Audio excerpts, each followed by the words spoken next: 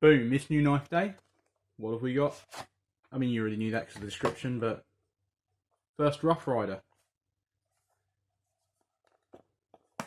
It's like the Boca Plus boxes. Yeah, that's a fair enough packaging, especially for the price of this thing. Like, honestly, like if they can afford to do that for their, what is it, £15-16 this cost, this should be bare minimum for everyone, surely. But yeah, no, that's fine.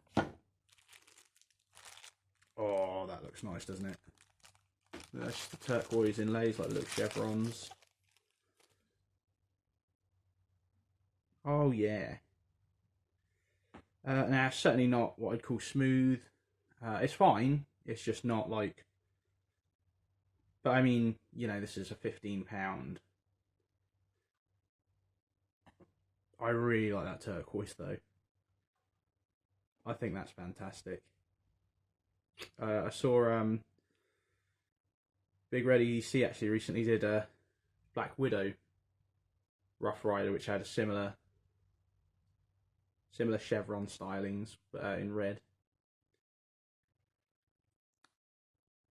So you got the knife there. That's fine. You got your little Rough Rider logo just there. Oh, and then we got just I mean, serial number.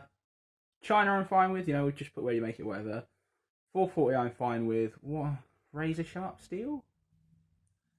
Is it?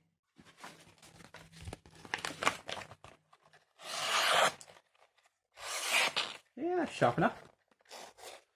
Oh, didn't like that one though.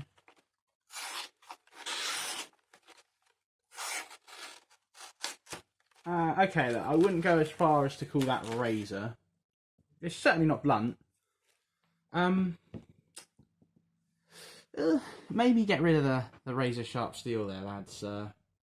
That's fairly dependent on the circumstances, isn't it? If I've been using this all day, it's not going to be razor sharp anymore.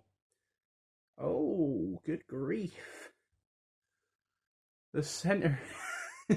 That's rubbing up against the bolster, that looks like. I don't know if that's focused. Look at that, and look how much room it's got. Ooh. Oh, not such a big fan of that. This is well centered, this one in the middle. But that needs to just be across of it. Look, if this was a more expensive knife, I'd be annoyed about that, but it's not interfering with anything. And I act like I care about centering, only when the knife's really expensive. Like on this, honestly, whatever. I haven't, you know, I'm not going to feel ripped off about this at all. You know, that's fine. It's not actually grinding or rubbing, so I'm fine with it. You got your little mini. That'd be the good one to get out in public, I suppose, because you know, it's inarguably small. How's that one? Yeah, no, that's absolutely fine. And again, like I actually quite like. I mean, you got a blemish on it here, but again, I'm not that bothered for this money. Yeah, you shouldn't have it on there, but honestly, when you're paying 16, wait, what was this? This was, yeah, £16.95. When you're paying £16.95 for a knife with 3 blades, turquoise inlays, you know, brass liners, brass bolsters, it's hard to feel hard done by, you know. Even when there's a mistake like that, that's hardly going to ruin this for me. Yeah, it's a mistake. Yeah, that whatever that is shouldn't be on there. I think that's just a scratch or something, really. But honestly, it's, you know, I'm really not that bothered by that. And then you got, oh, that's a hard, what, a third blade. Okay, I was expecting that to be some kind of screwdriver or something, but I guess we have 3 blades. So what we got, like a toothpick, whatever that is. Someone tell me what blade shape that is. What's that, like a reverse tanto? I mean, I'm only saying that because it's got the same bit as the the 940. So you got that, you got your warnie, and you got your toothpick. So, is that a toothpick or is that just a thin, like, drop point, clip point? So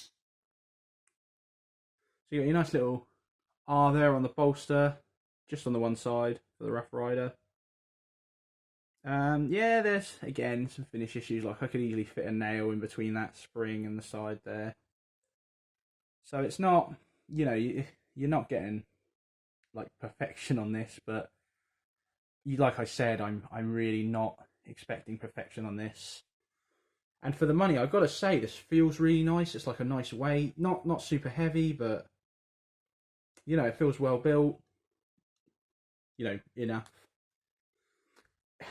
That is my big issue with this. If I could change anything on this knife, and I can and probably will, I'm going to maybe try and get rid of that razor sharp steel just there, because I think that's a bit, I don't know, it makes it seem more, you know, so something you'd see on like a child's toy or something. Like, you don't need to put razor sharp on there, lads. But it's a pathetically minor issue. That's me being overly sensitive about what my blades look like, I suppose.